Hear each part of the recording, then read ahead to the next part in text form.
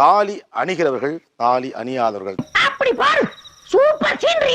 இந்த சீனரி ஊருக்குள்ள நடக்கவே இல்ல, இப்ப அது நடக்க போகுதா? நான் இவளுக்கு உண்மையா இருக்கேன், இவன் எனக்கு உண்மையா இருக்கா. அப்படியாம்மா, ரொம்ப நன்றிமா. தாலி கழட்டுறதுனாலயோ தாலி வச்சிட்டு இருக்கிறதுனாலயோ அது வந்து கெட்டு போறது கிடையாது. சோ தாலி கழட்டுறதுல வந்து ஒரு பிரச்சனையும் கிடையாது. கழுத கற்பூர வாசனை உனக்கு தெரியுமாடா? இப்போ நான் எல்லாரும் முன்னாடி அவங்க கிட்ட ஒரு கேள்வி கேட்கறேன்.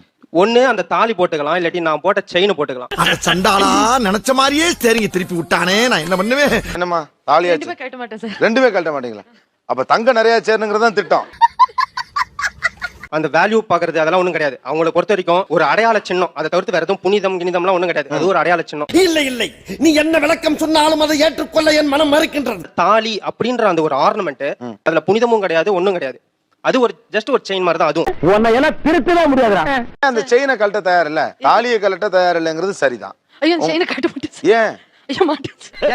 கேட்ட சொல்லு முதலியா இழிக்கிற. ஐயோ அது என் ஹஸ்பண்ட் ஃபர்ஸ்ட் எங்களோட ஃபர்ஸ்ட் நைட் அப்போ இது எனக்கு தந்த செயின்ஸ். ஸோ நான் அது பாவி ஆளை பார்த்தா டம்மி பீஸா இருக்க, பயங்கரமான ஆளா இருக்கேடா. இப்படி நான் கட்டவே மாட்டேன் சார். நான் செயினை கழட்ட மாட்டீங்க? மாட்டேன். கழட்டவே கூடாது தானே ஃபர்ஸ்ட் நைட் ரூம்ல வச்சு கொடுத்துருக்காரு.